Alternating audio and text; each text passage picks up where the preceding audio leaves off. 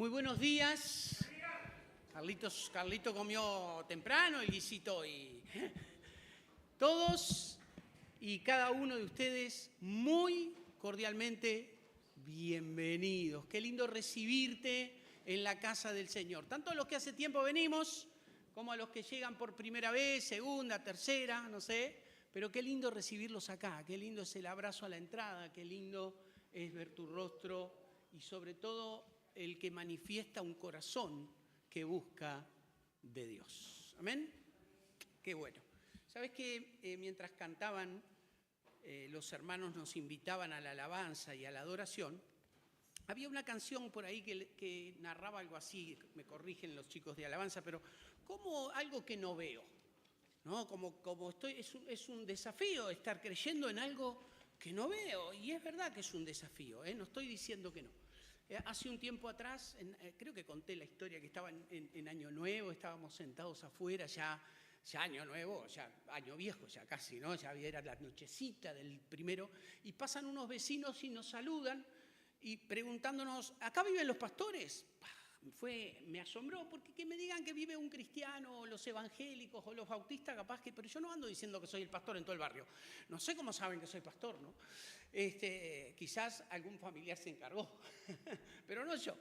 El tema es que nos pusimos a hablar y un par de semanas después les invitamos a comer una visita a casa y la familia vino con su hijo adolescente. Qué lindo los adolescentes, me encantan los jóvenes y los adolescentes. Pero traía esa misma pregunta él, ¿no? ¿Y cómo vas a decirme, cómo haces para creer en algo que no ves? Y a veces hay que ser sencillos para contestar. Entonces le pregunté, ¿alguna vez pasaste por el Palacio de las Leyes? Sí, me dice, muchas veces pasé con mi familia. Bueno, se hizo solo ese palacio. Y le digo, ¿qué pensarías si yo digo eso? Bueno, no le erró por mucho, pero no porque pienso así, ¿no? ¿Estás loco? Y tengo un cuadro que hizo Mari, la de los abuelos, en casa, y le hago darse vuelta, mira el cuadro, y digo, ¿ese cuadro lo ves? Sí. Cuando yo llegué acá ya estaba hecho, se hizo solo. Wow, pues, ¿qué pensarías de alguien que opina así? Y me dice, ¿está loco? Pues es lo que más o menos todos los científicos y los ateos dicen, que este maravilloso mundo, y a vos como maravillosa persona, te hiciste solo, de una explosión, te armaste ni sé ni cómo. Hay que tener más fe, le digo, para ser ateo que para ser creyente. Y de ahí el chico que me ve en la calle y me viene, me saluda, lo peleo, por supuesto, peleo con todos, no voy a pelear con los vecinos. Igual lo invito a Guzñuz, todavía no he tenido el privilegio, pero ya va a llegar, ya les va a llegar. Y a través de eso quiero decirles que, aunque la prédica se va a basar en esto, no es que es algo que no veo con mis ojos naturales, con los ojos de mi cuerpo, pero en la creación vos podés ver a Dios. Y de hecho, con cada persona que me he sentado a conversar de ustedes, y he visto la mano de Dios obrando y los cambios que ustedes han hecho, yo tengo que decir, Dios es. Dios no existe, es. De hecho, cuando vemos a algunos dejar la droga, dejar la pornografía, dejar el carácter Richard, ¿sabe cuál es el carácter Richard? Carácter podrido. Y hacer milagros y empezar cuando veo matrimonios que se restauran, no puedo decir más que Dios es. Y aunque titulé en esta mañana, no se vaya, déjenme terminar, Marx y Lenin tenían razón. Cristianos, Marx y Lenin tenían razón. Wow. Y ellos decían que la religión es el opio de los pueblos, droga, ilusionismo. Y mire lo que decía, que la creaba el hombre y no la inversa. La expresión de la miseria real y el sentimiento de un mundo sin corazón. ¿Y sabe qué? Y usted podrá enojarse conmigo, pero yo estoy de acuerdo. Yo estoy de acuerdo. En la época de Jesús, ¿sabe? Existían varios grupos religiosos dentro del mismo judaísmo. Se dividían adentro de la misma religión. Y estaban allí los fariseos, los saduceos, los esenios, los escribas y probablemente varios más como los celotes. ¿Ha escuchado? Y eran religiosos, estrictos religiosos. Vamos a hablar algo de alguno de ellos. Total, no nos van a escuchar. Podemos hablar de ellos con libertad. Los fariseos Eran el grupo más poderoso de esta época. Muy poderosos eran, tanto que hacían influencia sobre los gobernantes. Guardaban las tradiciones aún, y escuche, por sobre la palabra de Dios. Y eran muy estrictos en estos asuntos, exigiendo a los otros que lo vivan. Creían en la inmortalidad del alma, ahí capaz que usted se va a asociar con ellos, ¿no? Y eran conocidos por el rigor con que interpretaban la ley. También la tradición oral creada por ellos tenía el mismo o más valor que las escrituras. ¡Wow! ¡Qué bueno, agüita! Gracias, Fernandito. Gracias. Escuche, tenían 613 leyes extra Biblia, 613 leyes extra Biblia. Los 248 mandatos y las 365 prohibiciones que le agregaron a la palabra de Dios para vivir obedientes, pero resaltaban entre ellas el guardar rigurosamente el sábado y la pureza para el culto. Mateo 23:4 dice así, no lo busqué, porque atan cargas pesadas y difíciles de llevar y las ponen sobre los hombros de los hombres, pero ellos ni con un dedo quieren moverlas. Ahora, algo interesante que los fariseos tenían, que esperaban la intervención divina del Mesías para ir contra el yugo romano que los esclavizaba en ese momento. ¿Y sabe cómo se preparaban para ese día? Es muy interesante esto, ¿no? Con oración, ayuno y lectura. Y aún así no entendían. Porque ellos pensaban que cumpliendo la ley y la tradición se adquieren los méritos necesarios para la salvación y que Dios tenía que pagar esa fidelidad como recompensa a su servicio. ¿Ha escuchado algo de esto? En este tiempo hay muchas de las ramas evangélicas que se retuercen, porque ya no es que se tuercen del camino, se retuercen, y enseñan estas barbaridades. Hacían todo tipo de obras más allá de lo que ordenaba la ley, consideraban que así tendrían más méritos delante de Dios. Preferían estar separados de los demás, mirá lo que dice, porque les parecían que eran de la ley demasiado ignorantes. Estos. Por eso estoy yo acá arriba. Porque estos. Así. Una locura pensar eso. Y tenían un problema con las manos sucias, con las manos que, como decían ellos, impurificadas. ¿Se acuerda cuando los discípulos caminaron y arrancaban espigas y comían? Y ellos decían, ¿cómo tus discípulos comen sin lavarse las manos? Era más importante lavarse las manos que limpiar el corazón. Cumplían las estrictas reglas sobre la pureza ritual que eran ordenadas solo para sacerdotes. Y si bien había religiosos, fariseos, que también eran sacerdotes, no todos lo eran, y aún así, lo que Dios en la Biblia decía solo y exclusivo para el sacerdote, ellos lo cumplían también. Así de exagerados. Por allí también estaban los saduceos. Era la secta que se oponía a los fariseos. Esto como si fuera política, la izquierda y la derecha, algo así. Entendían que eran descendientes del sumo sacerdote Sadoc, un personaje bíblico muy importante. Y por eso saduceos. Y quizás la clase alta y sacerdotal de la época. Ya sé que te estoy aburriendo con historia. Al que le gusta historia tira bombas. Yo tampoco tiro bombas, no te preocupes. Pero necesitaba contarte esto, para que entendieras sobre la religiosidad, que es lo que quiero hablar hoy. Aceptaban solamente la ley escrita, ahí estarías de acuerdo más con ellos que con los fariseos, solo la ley escrita. Decían que la tradición no es fuente de la ley, pero negaban la inmortalidad del alma, la resurrección, a los ángeles y a los espíritus. Lo negaban, no creían en eso. Así y todo, es interesante que estos dos que eran contrarios se unieron con los fariseos para tentar al Señor en varias oportunidades. No lo busques, Mateo 16:1 dice, vinieron los fariseos y los saduceos para tentarle y le pidieron que les mostrase señal del cielo.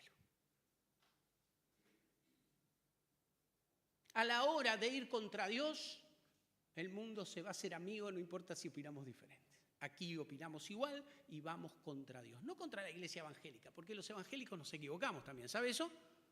Somos personas, pero Dios no se equivoca. Dios es Dios y eso es lo que tenés que pensar para tu vida.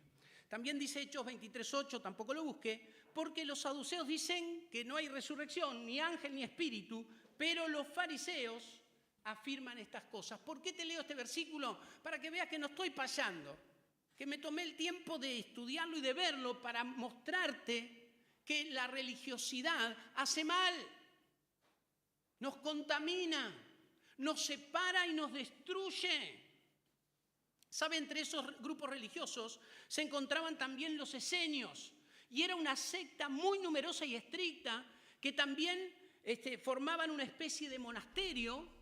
Sigue siendo todo igual en este mundo, no cambió nada, para apartarse de la contaminación. Difieren en la interpretación de la ley con los demás grupos de su tiempo. Y se cree que tienen que ver con aquellos que resguardaron los denominados manuscritos del Mar Muerto. ¿Ha escuchado? Los rollos del Mar Muerto. Se cree que tiene que ver con ellos. Por allí estaban los celotes. Y tiene que ver con celos la palabra. Eran celos de la palabra, pero estos eran estrictos. Era una secta o partido de hombres fanáticos, escuche, pero no de un equipo de fútbol. No dije por nadie, Carlitos, no dije por nadie. No de un equipo de fútbol, eran fanáticos religiosos, llenos del celo por cumplir sobre todo el primer mandamiento, solo Dios reina en Israel, y estaban dispuestos no solo a sacrificarse a sí mismos, meterse la bomba, sino a matar a quien sea para que esto sea verdad. ¡Hey! ¿Hasta dónde nos lleva la religiosidad que nos divide, nos separa y nos destruye? Es interesante que estos celotes quizás nacieran del ala radical de los fariseos mismos. En el Evangelio dicen, salieron de nosotros, pero no eran de nosotros, ¿no? Hablando del cristianismo. Pero estos lo aceptarían. Los aceptarían, se negaban a toda obediencia al poder humano, al tributo. Para ellos pagarle a Roma algo era idolatría. Usted pague los impuestos, ¿no? Después lo corren de su casa. No tiene nada que ver con el Evangelio esto. Pero ellos pensaban darle al imperio es no ser hijo de Dios. ¡Wow! ¡Qué estrictos! Es interesante porque podríamos seguir hablando de otros grupos religiosos, pero prefiero decir que cualquier similitud con la realidad es mera coincidencia. Pasan los siglos y el corazón del hombre sigue siendo igual. La religión no cambia lo profundo de los seres humanos. Es el vil intento de los hombres por llegar a la salvación. Es el inútil y miserable esfuerzo personal por salvarnos a nosotros mismos. Si vivís una religiosidad, no te sirve para nada. Usted dirá, Richard, ¿está hablando del púlpito y estás diciendo estas cosas? La religión es importante. Yo dije religiosidad. Religiosidad. Pasa porque cada uno de nosotros cree que es una buena persona. Y mientras creemos que somos una buena persona, es como si vos estás enfermo, pero no sabés, no sentís nada, no fuiste al médico y te hicieron unos exámenes, vas a vivir como que no te vas a morir en 3 meses, porque sos ignorante de esto. Ignorás la enfermedad. Y la gente lo que hace, aún sabiendo que está enferma, ignora que no somos buenas personas. Pasa porque vemos al pecado en nuestra vida como algo no tan grave y que Dios lo va a pasar por alto.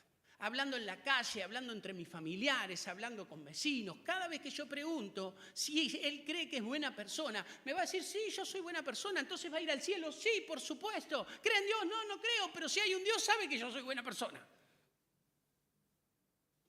Ignorar que no somos buenos no hace que no busquemos el remedio. Ignorar que estamos enfermos hace que no vayamos al médico. Se va a pasar. Esto nos pasa a los evangélicos también, ¿no? Me duele un poco la cabeza, pero se va a pasar. 15 días doliendo la cabeza. Ya se va a pasar. No, vaya al médico. Tremendo. Y pensar que no es grave y que Dios lo va a pasar por alto. No lo busque. Romanos 3:23. Por cuanto todos pecaron y están destituidos de la gloria de Dios. ¿Sabe quiénes pecaron? No tenga miedo, dígalo con fuerza, todos. O sea que me incluye, yo no estoy parado acá arriba porque soy mejor que vos. Al contrario, entro en la misma bolsa. Todos pecaron y estamos alejados del amor, de la gracia, del perdón, de dejar de hacer las cosas para ganar siempre nosotros y que nos vean. No podemos librarnos de esto. Juan 8:44 dice, no busque, vosotros sois, mire qué fuerte, de vuestro padre el diablo y los deseos de vuestro padre queréis hacer. El que ha sido homicida desde el principio y no ha permanecido en la verdad porque no hay verdad en él. Cuando habla mentira, de suyo habla, porque es mentiroso y padre de mentira. Mire, si hay algo que pasa en nosotros al estar lejos de Dios, nos creemos la mentira de que somos buenos. Pastor, ¿por qué predica usted hoy? ¿Me está dando más palo? Pero es real. Y como nos creemos buenos, seguimos. Pero la Biblia es dura y le decía a los religiosos de ese momento, ustedes son de vuestro padre el diablo. Porque creen y viven la mentira. Y si quiere más, cuando Jesús se paraba a hablar con estos, decía ahí en Mateo 23:33, serpientes. No estoy hablando de suegras, ¿eh? Mi suegra yo la quiero. Dice, generación de víboras. ¿Cómo escaparéis de la condenación del infierno? Y nosotros muchas veces hacemos obra por escaparnos de la ira de Dios venidera. La justa, justa ira de Dios, la que vos y yo merecemos. Nuestra religiosidad, igual que la religiosidad atea, porque no es diferente, nuestro orgullo potenciado genera brucismos en nosotros, o sea, chirriar de dientes, tapar la palabra para que no seamos expuestos a nuestra forma orgullosa de vivir. Y no solo tenemos el problema de creer que somos buenas personas, pasamos por alto la palabra de Dios y con ella la única manera de encontrar la salvación, porque recuerde que la palabra de Dios nos salva. Jesús le decía a los religiosos, ustedes creen que en ella tienen la salvación, pero ¿saben lo que hacen ellas? Nos dicen, es por aquí, es en Jesús, solo Cristo, es el Dios del cielo. O sea, pasan por alto la palabra de Dios y creen que sigue siendo por mérito propio. Efesios 2:8, no lo busque tampoco, 2:8 y 9, lo conoce este versículo. Porque por gracia, por medio de la fe, y esto no es de vosotros, pues es don de Dios, no por obras. ¿Para qué? Para que nadie se gloríe. Si por gracia usted acepta el regalo entendiendo su miserable posición y acepta a Jesús, cuando lleguemos arriba y nos encontramos donde no habrá más dolor ni enfermedad, no habrá muerte, nadie va a poder decir, no sabes por qué llegué yo acá. No, imposible, porque es por gracia, regalo no merecido. Hechos 4:12, mire bien en quién, y en ningún otro hay salvación, porque no hay otro nombre bajo el cielo dado a los hombres en que podamos ser salvos. Así que todo aquel que se inclina a la Virgen María, a tal santito, a cual religión otra, San Jorgito, Cintitita, Totito. Todo lo que quiera hacer, hágalo, pero no le va a servir para nada, porque no hay otro nombre dado a los hombres en el cual usted y yo podamos ser salvos. Solo Jesús. Nuestro Dios, el Padre, nos salva a través de Jesucristo por su Espíritu Santo. Qué lindos son esos amén. Y por último, Juan 14:6. Y Jesús le dijo, yo soy... ¡Wow, qué lindo! No sé para qué vine hoy si ya lo sabe. Ya sabe lo que iba a decir. Yo soy el camino, la verdad y la vida. Nadie viene al Padre si no es por Jesús. Él dice por mí, si no es por mí. Jesús es el único que nos puede llevar. Y entienda esto, usted va a estar caminando sobre Él hacia la salvación. Es increíble que Jesús mismo sea el camino donde usted se va a parar. Es increíble que Él sea la verdad. Usted cree que la verdad es una manera de pensar. Marx y Lenin lo creían. Esta es mi verdad. Y el otro dice, yo tengo esta verdad. Y ahí se pelean innecesariamente porque la verdad es una persona y se llama Jesucristo. Y usted puede relacionarse como con un amigo con la verdad, Jesucristo. Y Él es también la vida. En Él estaba la vida. Él es la vida de los hombres, dice la Biblia. Él es tu vida. Es tu vida. Apropiate, disfrútalo. Entonces podemos decir que Marx tenía cierta razón, pero no lo hacía diferente al resto. La religión separa al hombre de Dios y el ateísmo también. Le quitan el privilegio de creer lo que quiera a quien quiera. Y usted dirá, pastor, está derrapando. ¿Cómo va a creer lo que quiera quien quiera? Sí, señor. Y quizás ese es en contra de esta declaración. Pero como bautista defiendo y defendemos la libertad de credo. Puedo no estar de acuerdo con los que creen los otros, con sus formas y sus ritos. Sí, pero la libertad religiosa es un derecho inalienable que Dios otorga a las personas. Y yo tengo que defender esto. Aunque no esté de acuerdo que maten un pollo y lo tiren en la esquina, pudiendo haber hecho un asadito. Y damos gracias a Dios que hasta hoy el Estado de Derecho uruguayo permite tal libertad. Es el derecho básico de todo ser, según la Corte Interamericana de Derechos Humanos, libertad de poder adorar y estar acá juntos, leer la Biblia y dejar que el Dios del cielo nos ministre. Libertad.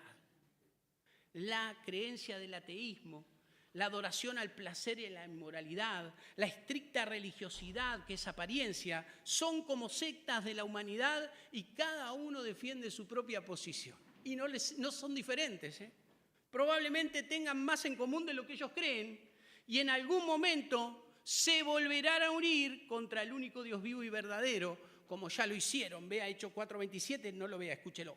Porque verdaderamente se unieron en esta ciudad contra tu santo Hijo Jesús, a quien ungiste, Herodes y Poncio Pilato, con los gentiles y el pueblo de Israel, para hacer cuanto tu mano y tu consejo habían determinado que sucediera.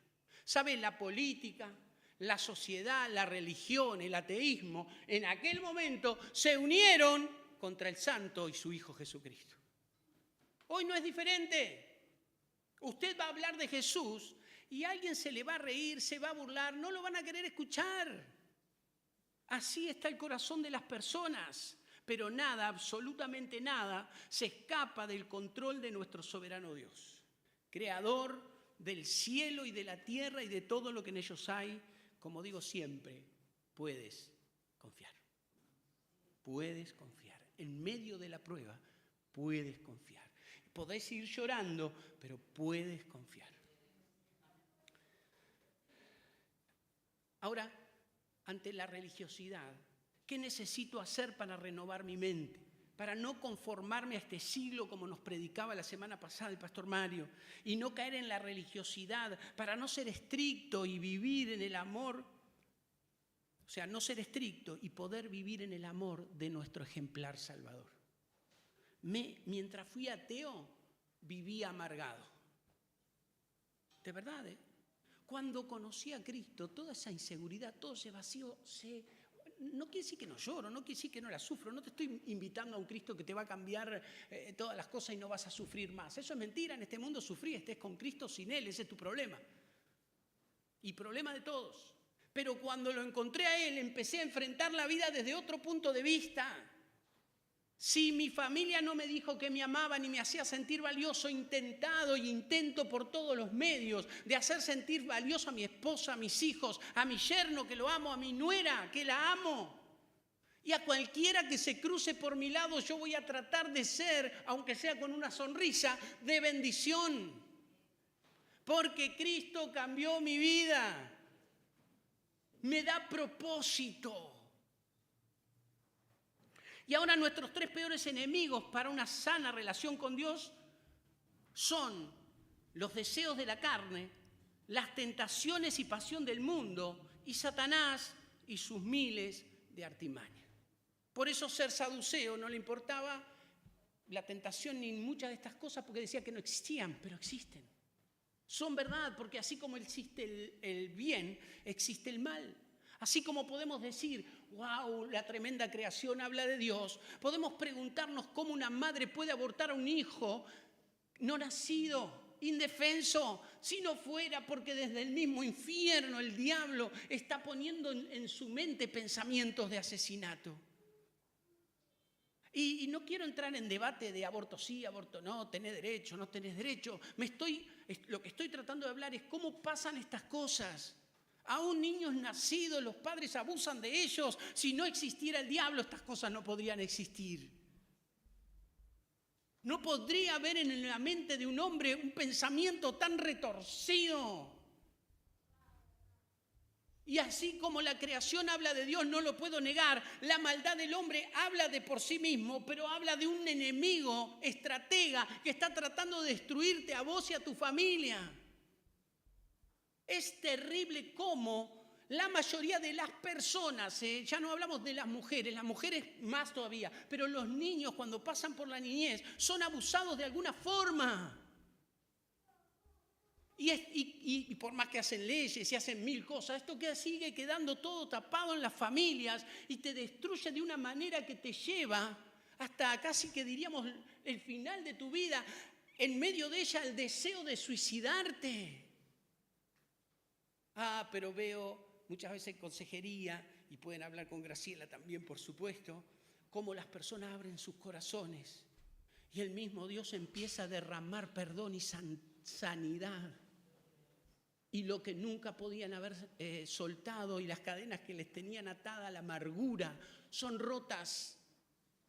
Pero eso lo hace un psicólogo. Y yo le digo que no, ni tampoco yo, No lo hace ni un psicólogo ni un consejero cristiano. Eso lo hace Dios cuando la persona le empieza a abrir la puerta. Sea sincera con su dolor y deja que la mano del Todopoderoso se pose y sane por completo. Y lo he visto, no estoy tocando de oído, lo he visto. Hay un demonio que es enemigo completo de nosotros. Hay un problema con los deseos de nuestra carne, nuestros deseos. Él toca, perdón que hice violín para los que tocan violín acá, pero nosotros bailamos a su ritmo. ¿Hasta cuándo? ¿Por qué? Porque nuestro deseo quiere eso. Porque es el pecado, mire, el pecado lo diría así, es sabroso, nos gusta. Y estamos atados a él, a no ser que Cristo venga y rompa esas cadenas. Mire, para que vea que los deseos de la carne habla la Biblia. Gálatas, no lo busque, 5, del 16, el 16, 17 dice, digo pues, andad en el Espíritu y no satisfagáis los deseos de la carne. ¿Sabe a quién le estaba hablando Pablo acá? A unos vecinos que no conocía. No me va a corregir, sigo. En el teatro de verano se paraba a hablar Pablo, le hablaba a los murguistas. ¿No? ¿Tampoco? No, a los creyentes le estaba hablando. A usted y a mí nos está hablando. No satisfagáis los deseos de la carne, porque el deseo de la carne es contra las cosas de Dios, es contra el Espíritu, y el del Espíritu es contra el de la carne. Y estos se oponen entre sí para que no hagáis lo que quisierais, sos esclavo. A no ser que Cristo, a través de su Espíritu, te liberte. Y no es que no vaya a tener el deseo, sino que vas a poder luchar contra él. Por la gracia. Ay, mira, nos están llamando, capaz que es Pablo. Era broma, Pablo, de que estabas en el teatro de verano, broma. Ahora, si escuchó bien, no satisfaguéis los deseos de la carne, la pregunta sería, ¿quién no debe satisfacer los deseos de la carne? Vos, yo. Soy yo el responsable de huir de las pasiones y andar en el Espíritu. Ambos se contraponen. No puedo estar de los dos lados. Imposible. O estoy en Cristo o no estoy. No hay término medio. ¿Me explico? Santiago 1:13, para hablar del otro punto, cuando alguno es tentado, somos tentados. En algún momento va a haber tentaciones en nuestra vida. Y son apetecibles, nos gustan, No escapa nadie a esto, pero no diga que es tentado de parte de Dios. Porque Dios no puede ser tentado por el mal, ni tienta a nadie. Sino, mirá, y escucha bien, porque nos habla, sino que cada uno es tentado cuando de su propia concupiscencia es atraído y seducido. Pastor, ¿se cura la concupiscencia? Te voy a explicar lo que es. No sé por qué la ponen tan difícil, porque no es una palabra mala la palabra concupiscencia. Lo que pasa es que depende en el lugar donde se encuentre, nosotros podemos ver si es mala o si es buena. Concupiscencia no quiere decir otra cosa que fuerte deseo, que me impulsa. Entonces, si usted tiene la concupiscencia de librarse del pecado y servir a Cristo, sígala, no la deje que se vaya. Pero si usted tiene el deseo de su propia carne, por la cual es atraído y seducido a lo que le gusta porque le hace tener un momento de placer, pero después que termina esto decís, ¿para qué lo hice? Y empezás a sentirte peor que antes. O te obliga y te ata a que quieras de nuevo ir ahí. Es un tema tuyo o mío, dependiendo de quién estemos hablando. Es más fácil decir vos, ¿no? Siempre nos es más fácil la mujer que me diste y no responsabilizarme, pero para cada uno de su propio fuerte deseo es atraído y seducido al mal. La tentación viene de nuestro fuerte deseo, nunca de parte de Dios. Así que no pregunte por qué, más bien luche con las armas de nuestras milicias para vencer en Cristo toda tentación que va a venir a tu vida. Va a venir. De hecho, hoy estaba en casa, Pau había preparado el mate, tomó ella sola, por supuesto, yo no quería mate hoy. Pero yo decía, ahí me quedo con Pau en la camita, tengo una reunión a las 10 de la mañana, a las 10 empieza el mes que viene, no que voy a estar levantándome temprano un domingo que podía dormir un ratito más. Pero créelo, me levanto y voy porque yo deseo. Pero a veces no luchamos solamente entre el bien y el mal, familia. A veces luchamos entre lo bueno y lo mejor. Y perdemos de estar en lo mejor porque decidimos simplemente por lo bueno. Esto ya me es bueno y me quedo. Pero me perdería los bizcochitos que compraron hoy de mañana. Además de la linda reunión que hubo, ¿no? Primera de Pedro 5:8, sed sobrios y velad, porque el que no existe, no dice así, ¿no? No dice, porque vuestro adversario el diablo, como león rugiente, anda alrededor ¿buscando qué?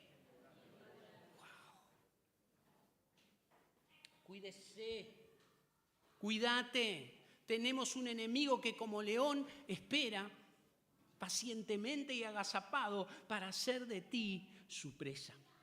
Está alrededor, escondido, buscando como sea dejarte inerte y sin efecto en el Evangelio. Y como lo conquistó con mis padres, con mis abuelos, que fueron dejando las religiones raras que tenían y se quedaron ateos. Uno fue absorbiendo y ahí como león rugiente iba poniendo la gotita y envenenando mi agua. Y crecí decidido, no sé ni por qué, yo nunca había visto una Biblia, no le había agarrado la Biblia. No sabía ni que existía la Biblia en mi infancia. Pero crecí diciendo, yo soy ateo, no creo en Dios, punto. Es sutil, se mete despacito y va destruyendo la relación tan especial con Él y entre nosotros. Es muy interesante, pero la religiosidad viene incluida en estas tres. Sino más bien lo que no hacemos, o sea, a veces nuestras creencias y prácticas teológicas están en el centro de nuestra vida y sacamos a Dios. Esto hay que hacer, esto se hace así, y perdemos de vista lo que Dios está queriendo hacer conmigo. empiece a dejar a un costado lo que cree y empiece a pedirle a Dios qué quiere hacer. Que Él sea el centro, no lo que vos crees. Lo que vos crees es importante y por supuesto, si no, no estarías acá. Pero necesito entender lo que creo y que venga de Él para que cambie mi vida.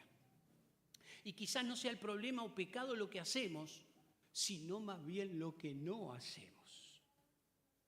O quizás sí sea pecado y tengamos una forma de vida fuera de la iglesia y otra dentro. No lo sé. Pero el Espíritu Santo es el que convence de pecado, justicia y juicio. Y nosotros con la religiosidad vamos queriendo apagar esa vocecita que nos habla, esto no, por ahí no es. Y empezamos a justificarnos. ¿Sabes? Soy un crasi, precisa justificación, avíseme, yo le lleno. Le tengo varias. Pero así nos alejamos de Jesús y abrazamos lo religioso. Y en queriendo encubrir nuestro pecado, ¿sabes lo primero que hacemos? Empezamos a ver el de los otros. ¿Por qué? Porque ser guiados por su amor nos deja vulnerables y expuestos en este mundo. ¿Sabes las veces que he escuchado, pero me agarraron de gil, el tonto soy yo? Las veces que digo en consejería, pará, sos la víctima. El responsable es el que te hizo esto, no vos. No es malo estar expuesto. Sí hay que cuidarse, por supuesto, porque vivo siempre hay. Pero no sos la mala persona porque se abusaron de vos. ¿Entiende? El enemigo quiere que nos deslicemos del amor de Cristo a normas religiosas y reglas medibles. Porque por ahí podemos caminar y estamos tranquilos porque lo podemos hacer, lo podemos ver. Pero la fe es mucho más que esto. Mire, dice Romanos 8:6, porque el ocuparse de la carne es muerte, pero el ocuparse del espíritu, pregúntese, recuérdelo, es vida y paz, por cuanto los designios de la carne son enemistad contra Dios, porque no se sujetan a la ley de Dios ni tampoco pueden. Y los que viven según la carne, ¿sabe qué no pueden hacer? Agradar a Dios. Y por ende no podemos recibir esa paz que nuestro corazón anhela. Ahora sí, le pediste a Jesús que entrara en tu corazón. ¿No cambió tu vida? ¿No vino paz? Mire, yo estaba a punto de morirse mi hermano en aquel tiempo. Tenía él unos 18, 17 años. Yo sé que lo digo siempre, pero ese es mi testimonio, la mayoría lo sabe. Y yo le pedí a Dios que lo sanara, pero Dios no lo sanó. Pero hay algo que puso en mi corazón. Yo salí de aquel cementerio después de dejar los restos de mi hermano diciendo, demos gracias al Señor, demos gracias. No sé si se acuerda de esa canción. Me la contó mi abuelo, no es que la aprendí acá. Demos gracias al Señor, demos gracias por su amor. Mientras lloraba y mi esposa me acompañaba detrás mío. En aquel tiempo mi comprometida o mi prometida. Pero cuando uno alcanza la paz de Cristo, quiere agradarle, porque es tremendo lo que pone en uno. ¿Hay paz en tu corazón? ¿Hola? ¿Qué pasó? ¿Durmieron todos juntos? ¿Hay paz en tu corazón? Pues si no hay, está bien. Vení, conversemos. Pero lo que Dios quiere hacer es poner paz y te da la gracia para que disfrutes esta vida. Mire, no hablo de libertinaje ni que debemos dar rienda suelta a nuestros deseos, sino de ser misericordiosos con los demás, hagan lo que hagan. La gracia no es un pase libre al pecado. Al contrario, es tan fuerte el amor de Dios por mí y lo que hizo en la cruz que me da temor a fallarle. Y no quiero. Me invita a ser imitador de su gracia y amor, a servirle en santidad y no en juicio sentencial. ¿Sabe qué es esto? Cuando alguien me cuenta de sus miserias, voy a llorar con él, me voy a parar, lo voy a abrazar. No le voy a decir, no pasa nada, esto es una pavadita. No le voy a decir eso, por supuesto que no. Pero vamos a orar pidiéndole a Dios que nos perdone y que nos vuelva a restaurar. Y no solo a ponernos en el lugar que teníamos, sino más arriba, porque por algo pasó lo que pasó en el lugar que teníamos. La gracia no encubre, cubre. ¿Sabe qué es diferente encubrir que cubrir? Encubrir es, cállate, que nadie sepa. Cubrir es, esto pasó, pero vamos a sanarlo. En el perdón, en el amor, en la nueva oportunidad, porque nuevas son sus misericordias cada mañana. Ahora, si tratamos de realizar la obra en nuestras propias fuerzas, la obra de Dios, no en su amor, no habrá ningún poder detrás de ellas. La religiosidad es vacía del amor de Dios. El amor de Dios genera que yo quiera alejarme lo más posible del pecado y hacer sentir amado a los otros. Amarlos como ¿sabe a quién? A mí mismo. Me cuido y cuido. 1 Corintios 13 lo conocen y vaya. Si yo hablase lenguas humanas y angélicas y no tengo amor, vengo a ser como un metal que resuena o címbalo que retiñe. Y si tuviese profecía y entendiese todos los misterios y toda ciencia, y si tuviese toda la fe de tal manera que trasladase los montes, y no tengo amor, nada soy. Y si repartiese todos mis bienes para dar de comer a los pobres, y si entregase mi cuerpo para ser quemado y no tengo amor, de nada me sirve. O sea, no se trata solamente de hacer una oración y aprender lo que dice la Biblia. ¿Sabe qué? Nicodemo tenía esta misma inquietud y la respuesta del maestro es clara. Hay que nacer de nuevo. Mire, y ahí sí, si quiere acompáñeme, ya estoy terminando, prometo. Se puso el agua a calentar en casa de algún pariente y quiero que vaya a comer los tallarines. Pero Juan capítulo 3, búsquelo, Evangelio según San Juan. 4º libro del Nuevo Testamento. Dice así, Juan 3:4. Juan capítulo 3, versículo 4. Nicodemo le dijo, ¿cómo puede un hombre nacer siendo viejo? ¿Puede acaso entrar por segunda vez en el vientre de su madre y nacer? Respondió Jesús, de cierto te digo, que el que no naciere de agua y del Espíritu no puede entrar en el reino de Dios. Lo que es nacido de carne, carne es. Lo que es nacido del Espíritu, Espíritu es. Hay algo que pasa cuando dejo que Jesús venga a mi vida y que el Espíritu Santo sea Señor completo de mí, que va a hacer que entienda lo que no entendía antes. Se va a iluminar lo que antes estaba a oscuras. La religión pretende hacer la obra de Dios en la carne, en sus propias fuerzas, y se frustra al no poder escuchar, al no poder hacerlo. Excusándose en la religión y mirando la paja en el ojo ajeno. De hecho, ¿sabes cuántos dirían, yo lo haría mejor que Richard? ¿Y sabe qué le diría yo? Tenés razón, estoy seguro que lo harías mejor que yo. Pero no sé por qué Dios me puso a mí. Deje de mirar lo que yo hago y empiece a mirar lo que usted hace. 1 Corintios 14 dice, pero el hombre natural no percibe las cosas que son del Espíritu de Dios, porque para él son locura. Y no las puede entender porque se han de discernir espiritualmente. En cambio, el espiritual juzga todas las cosas, pero él no es juzgado de nada. Porque ¿quién conoció la mente del Señor? ¿Quién la va a instruir? Mas nosotros tenemos la mente de Cristo. Si naciste de nuevo, vas a tener la mente de Cristo. Y si tenés la mente de Cristo, termino con esto. Cuando era joven, esto para los más jóvenes es anecdótico, vos ibas al cine y había un portero, un guiador, que iba con una linternita, te hacía entrar. Algunos dicen que sí, te contó tu abuelo, Paola. Y te iluminaba. Y si alguna vez se cortaba todas las luces, son lugares que no tienen cero ventana, ¿no? Quedás, aunque fuera pleno día, te pasa ahora, salís del cine y dices, uy, es de día, yo pensé que era de noche si ibas temprano, ¿no? Pero quedaba oscurísimo, oscurísimo. Ahora esta persona, del lugar donde estuviera, prendía esa linternita en medio de una oscuridad profunda y todos de cualquier lado sabríamos dónde estaba y a dónde tenemos que ir. Igual sos tú en este mundo de oscura y densa tiniebla y pecado. Basta que prendas tu linternita, por miserable que sea tu luz, y va a iluminar todo lo que está a tu alrededor si realmente tienes la mente de Cristo. Amén. Que el Señor nos guíe y a nosotros nos alinee a vivir en espíritu y en verdad. Te invito a cerrar tus ojos, vamos a orar.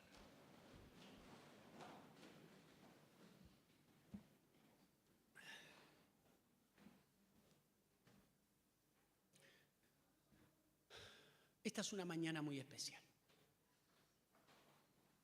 Una mañana muy especial porque vos estás aquí. Y agradezco que vinieras. Por acompañar, por amor, porque algo te impulsó, yo no lo sé. Lo que sí sé es que estamos en esa condición de creernos buenos. Y mientras creas que sos bueno no vas a buscar el remedio. Te invito a que admitas, en tu corazón por supuesto, ahí a solas donde estás, Dios te escucha. Que entiendas que necesitas un Salvador y que la única forma es entregarle tu vida. Que has quebrado todos sus mandamientos y que la paga del pecado es muerte, lo que merecemos es el infierno. Mas Dios muestra su amor en que siendo aún pecadores, Cristo murió por ti. Cristo te ama. Tú eres amado. No estás por casualidad. No estás por acompañar, no estás porque justo pasabas. No estás porque te invitó un amigo.